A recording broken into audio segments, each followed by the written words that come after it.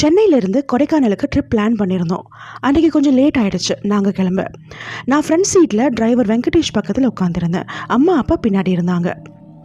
நாங்கள் almost reach ஆகிட்டோம். Hotel கொஞ்சம் தூரத்தில் தான் இருந்துச்சு. அப்போது நைட் ஆகிடுச்சு. ரோடு ரொம்பவே சைலண்ட்டாக இருந்தது. கார் லைட்டு மட்டும் தான் தெரிஞ்சுது.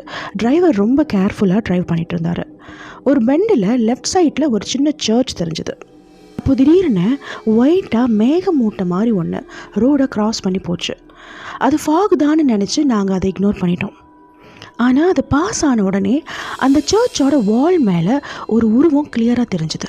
அந்த உருவத்தோட ஃபேஸ் பார்க்க ஒரு அனிமல் மாதிரி இருந்தது, ஆனால் ஹியூமன் பாடியில்.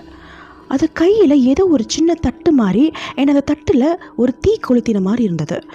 அந்த உருவம் உட்காந்துட்டு எங்களே பார்த்துட்டு இருந்துச்சு. நானும் டிரைவர் வெங்கடேஷும் அப்படியே ஃப்ரீஸ் ஆகி பார்த்துட்டு இருந்தோம். பார்த்தீங்களான்னு கேட்டேன். அதுக்கு அவரும் ஆமாம் தம்பின்னு சொன்னார். எங்கள் 2 பேர் ஃபேஸ்லேயும் கிளியராக அவ்வளோ பயம் இருந்துச்சு. அதுக்கப்புறம் நாங்கள் ஒரு வார்த்தையும் பேசிக்கல. காரை ஸ்டாப் பண்ணவே இல்லை. ஸ்ட்ரெயிட்டாக ஹோட்டல் வரைக்கும் வேகமாக போயிட்டோம். ஆனால் அந்த சீன் ரொம்ப கிளியராக இன்னமும் எனக்கு தெளிவாக ஞாபகம் இருக்குது. ஆனால் அது என்னன்னு தான் எனக்கு இன்னும் புரியல.